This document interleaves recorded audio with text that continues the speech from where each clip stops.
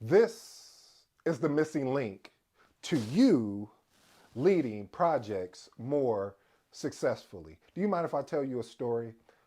You see, family, one of the things I learned about project management is a lot of times through leadership. What do you mean, ED? Of course, experience has played a role, but I love what Dan Kennedy talks about following the individual or the pioneers that already have arrows in their back.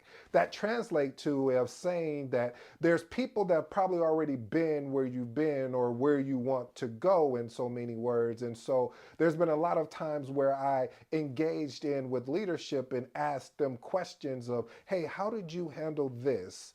And what I'm doing is what I always talk about here on the channel, family, is building my toolbox up, because if this ever comes up, or if this issue or this opportunity or whatever it may be, I already have a response. And watch this, family, I will take what I've learned from someone that has provided me that leadership, and put my own spin and craft it in the way that I want to craft it. So today's episode is entitled "What Your Boss Doesn't Tell You: Project Management Mastery." I have an 8-point framework. After those eight points, I'm out. I go by the name of ED. For all you smart and intelligent folks out there, that just simply means Ed. Let's jump into the point number one: influence without authority. Oh man, oh man. You know what, family? I said I wasn't going to do this. I said I was going to push through and get through these 8 points without, but I can't. I'm sorry. So forgive me in advance. I ask for your apologies, but there's so many people got those backwards. What do you mean? People think authority is influence. No, no, no, no, no, no, no. Being able to influence really does, without authority, really allows you to be successful. As a project manager, you don't have authority. I don't care what they tell you. I don't care how they mislead you. Technically, if you do not have direct reports, you do not have authority. So you have to have that influence. That's why I wrote the book, The Magnetic Project Manager, because I understood project management is really about influence, or what I learned from Russell Brunson, which is that attractive character, being that attractive character. And that doesn't mean about looks. Is meaning that how do you persuade, or how do you convince people that work on your team to do something where they could easily say, nope, I don't want to do it. I don't work for you. So it's the influence that you have. Now, when you work in an exceptional organization, they create the influence for you, in which they say, hey, this project is a priority number one, not two, not 10. And what we need to do, we need to get these timelines. So in so many words, them being leadership to set the expectation. And then now you have the opportunity to hold people accountable. But as a project manager, you do not have authority. So you have to find ways to influence your stakeholders to ensure that they want to go on this ride along with you. Let's move on to point number two: resource alchemy. Oh boy, oh boy, boy. I've had to learn how to garner this skill more and more over the past couple years, even probably even longer. Well, yeah, really more in these past couple years, is because the reason why I say that, family, is a lot of times on projects, you may have stakeholders that are on, like, multiple projects. And if that's the case, they have to make a decision which one is a priority. Do I work on ED's project, or do I work on Rob's project? And how much time do I get it? So being able to fill in the gaps. I got in trouble last time in the comments about the collaboration aspect of being able to fill in the gaps. I would love to get your feedback. If you're a project manager, what would you do if you had the opportunity to fill in the gaps for stakeholders temporarily as they're coming back and forth between projects? Would you fill in the gaps, or would you just wait until they get back to do it? Me personally, and this is subjective, but this is me personally. If I'm able to fill in the gaps because I know our resources is thin, that's why the title for this is called Resource Alchemy, is that what it'll allow me to do is give that stakeholder confidence that and plus I don't burn them out. And see, that's another thing we don't remember, we don't recall a lot of times, that we may end up burning that stakeholder out if we can't give them proper support. Unfortunately, yes, there's a resource constraint. Now, what are we going to do about it? Are we going to sit back and pout, or are we going to fill in the gaps or find creative ways to fill in the gaps? Okay, let's move on to point number 3. Conflict resolution mastery. What does that mean? That means you're going to have conflicts. I always share this. Conflicts are not always bad, but they're not always good either. Can you have the courage, or as my uncle would say, do you got the gut to handle this? Because if you don't have the gut, then it's not even worth you jumping into this profession, because you're going to get pushed back a lot of times, especially when you're working technical projects. And if you're not technical savvy, they'll give you a timeline. I remember there's one, I was working with a resource and I said, how long is this going to take you? We'll be done in 2 weeks. And I'm like, 2 weeks? That just don't sound right. And I said, well, what are the things that you have to do to get this done in 2 weeks? And so they start listing some things. And so I'm in my mind, I'm doing like, okay, that's probably take a couple of days. Let me ask you that question again. Are you sure that it's going to take you 2 weeks? Yeah, I'm sure. All right, well, let me talk with your leadership to see if we can get some of those things moved. Well, you know what, AD, don't even worry about it. You know what? You know what? I'll be able to get it done in probably a week now. And I said, dang, that's strange. How about 3 days? Can we meet in the middle? And this is a game of being able to, again, deal with conflict and have the courage to be professional, but yet still be stern in what your approach is, and challenge the team. Not to burn them out, but challenge them to understand that, hey, if there's competing priorities, which most of the time there is, how do we ensure that the things that you're working on doesn't invade in what we got to get done over here, and that you get the proper support so we can continue to collaborate and move forward. Let's move on to point number 4. They say change is inevitable. So our point number 4 is change as a constant. Listen, family, if you get into this thing that I love, that I hope that you fall in love with, called project management, change will continually happen. Now, a lot of people get it twisted, get it misconstrued that, oh, if I'm running a predictive project, basically a waterfall, or even a SDLC, a software development life cycle type project, oh, there's not a lot of change because you got step by, but honestly, there is. What happens if you get ready to implement the thing and then you find out, ooh, the code is bad? So now we got to change the code, but with us changing the code, we got to go through a documentation process in which allow us to ensure that we don't make that mistake again. Plus, we got to go through the change board because now our timelines are affected. So we may need to rebase the project schedule, and we may even need to rebase, we may even look at the scope as well. So there's so many moving pieces, and with that's the case, change is going to happen. And if you don't like change, if you don't like being uncomfortable,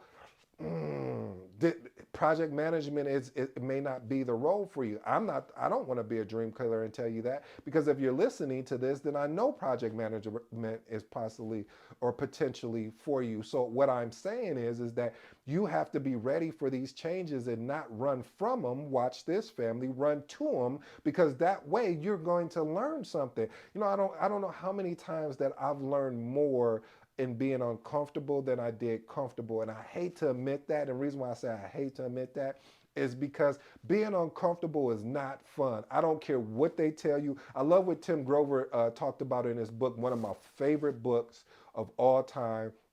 It's in my top 5, of course, but Unstoppable. And what he talks about is that he was talking about the having the athlete's mind. You may not never be an athlete, but he was saying you don't have to love the work, meaning doing the exercises, doing the things that's going to be required, but you got to enjoy but the results will pay for the work that you're putting in. Translation, let me unpack that. What he was saying was, hey, you may be uncomfortable doing this thing here of now we got to make another change, now we got to make another pivot, but the outcome of your project finishing within the triple constraints, on time, under budget, within scope, as well as quality, you're appreciative of that, because it was uncomfortable. Yeah, you had a couple conflicts and a couple rumbles, professionally, but the outcome is what matters. That's why they hired you to deliver that particular project. Let's move on to point number 5.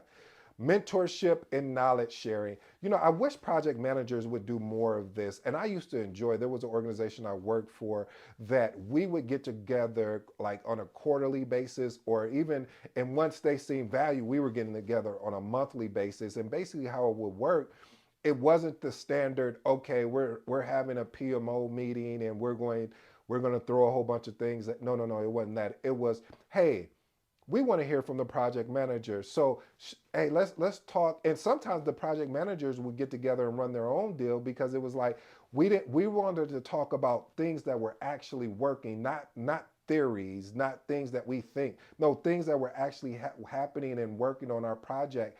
And these were valuable lessons, family. When you get a chance to work with other project managers, and they may work in a whole different sector, they may work in finance, they may work in HR, and but being able to learn what we were able to learn about different projects, we were able to take some of those nuggets and implement them in our projects. And then mentorship.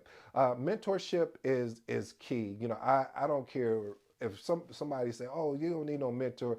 You might as well not even listen to them anymore, because every time I've able to getting better besides actually doing the work, mentorship has been a key asset in my life, or coaching has been a key asset, because again, going back to that quote I used about Dan Kennedy, of being able to look at pioneers that already have arrows in their back, which is a translation of just saying, hey, somebody's been there. Let's see what we can learn from them, and being able to learn from them, and then watch this, family, apply that learning, because sometimes we'll read books and listen to information, but we don't apply it. Being able to apply it is definitely key. Let's move on to point 6. Risk fortitude. What is risk fortitude? Listen, there's one thing when you read about the risk in project management, or I should say the PMBOK guide, and it's like, oh, okay, risk management, let's put a nice little cute risk management plan together, and then we'll identify the risk, and after we identify the risk, and then you realize, okay, the structure is right, what I just named, but uh, we got to go live. Do we want to take this risk, or are the team risk averse? Hey, man, hey, leadership, this is what the risk is. If we make this implementation, we'll be able to meet all of the aspects of the triple the iron triangle. However, if we don't, then what's going to happen is that we're going to have to push this back maybe a week or two. Do you want to take the risk of maybe there may be some downtime in the business, or would you rather us go back and replan? Well, how big is the downtime? Then you start that dialogue, and see, you don't get to, a lot of times we don't learn that, especially in the scholastics aspect of things, and that's a piece of negotiating. Because when you're in front of leadership, they're gonna ask you, well, okay, how many clients may go down, or how much of the business is going to be affected? 10%, 50%, like, and you need to be able to be ready to answer those questions. And please, here's a free one. If you do not know the answer, do not make up anything. Please don't make up anything. You know, I learned that really early on in my career, where I had, again, a mentor, project manager mentor, and he was like, listen, if you don't know the answer, just use this use this simple response. And I hope that you guys take this response as well, because it's very effective and it's very truthful. I don't have enough information to answer that correctly. Again, I do not have enough information to answer that correctly. However, and this is what I picked up on over time, because people started challenging that. And again, in anything in life, once you learn and once you have an opportunity to use something and apply it, and you realize, okay, there's more to it I need to add. I was like, however, I will go back and I would give a timeline, say, hey, I'll get you the answer within 2 days or 24 hours. But right now, I do not have enough information to answer that accurately. If anyone dissuades you and trying to tell you, well, give me a number anyway, don't do it, because you will be held accountable for that number. I'm just telling you, this is just wisdom in the making. Point number 7, legacy building. What I meant by legacy building is being able to be able to run projects really smoothly, even though you're going over bumps. Ooh, I like that. Let me tell you why I like that. Because there's no such thing as a smooth project. There's no such thing as and maybe it is. I haven't ran into it. And if someone's out there that's had a smooth, easy, no disruptions, no conflicts, no issues with the triple constraints, none of these things, please leave a comment for me because I would love to learn how you did it. Because there are going to be some challenges because it's unique. Now, I'm not talking about I'm talking about a really truly unique project, and that's what projects are. They have a unique aspect of it. So again, being able to take these issues or these risks or these conflicts and just the opportunity for growth and and make it through, you're creating a legacy of where people want to turn to you and have you work on these major projects. Trust me, family. And last and final point, listen, data driven making. Basically what I'm saying is that being able as a project manager, being able to also to be able to look at data as well as being able to trust your instinct and weighing the two. Like, okay, my instinct is saying, I don't know what I was sharing the story about the person that was, misguiding me on how long it was going to take. And my instinct was like, man, but I didn't have the data to back that up. And I said, well, that's when I started asking those data type driven questions. And that's what we have to do, family. If your instinct, if you're feeling like, man, this just doesn't sound right, now you need to go dig deeper. You need to go, as my guys say, go do your homework to figure out what is actually going on here. So anyway, family, I hope you enjoyed today's episode. I go by the name ED. Until next time, you know my slogan, or you don't. I'm out.